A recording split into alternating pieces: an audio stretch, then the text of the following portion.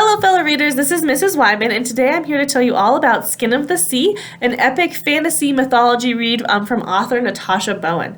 And I will have to let you know, I just finished reading this book last week, and I have to say it is one of my all-time favorite fantasy mythology stories. I absolutely fell in love with all of the characters, with the plot, and I think it's just a really phenomenal, impactful, awesome read. So if you get a chance, definitely pick up Skin of the Sea by Natasha Bowen.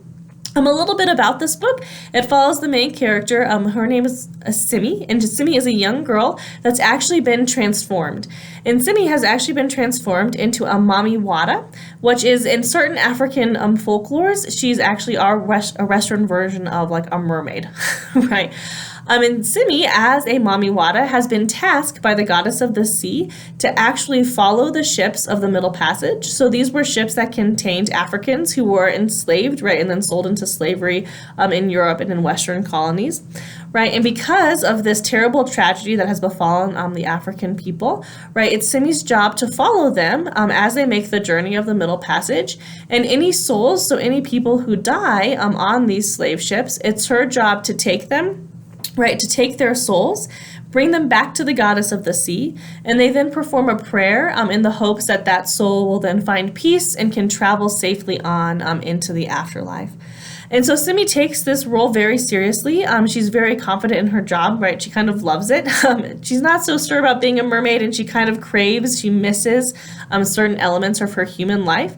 But however, she doesn't remember anything from when she was a human because the sea goddess kind of took all of her memories. And so the only way that Simi can remember what happened to her is to actually be on land and walk among humans once again.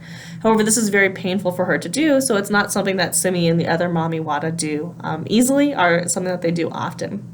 One day, as Simi is out gathering souls, she actually stumbles across a boy who is just thrown over the side of one of these ships, right? And she discovers that he is actually alive, right? So instead of being able to take his soul, she has a choice. Do I save this boy, right, and bring him to the goddess of the sea and hopefully protect his life? Or do I let him drown and harvest his soul and send him on to the next life?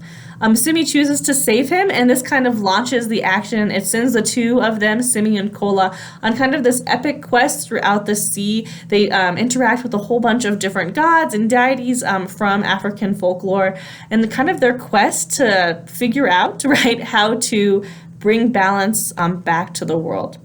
So this is just a really wonderful story. If you get a chance, I highly recommend you pick up Skin of the Sea by Natasha Bowen.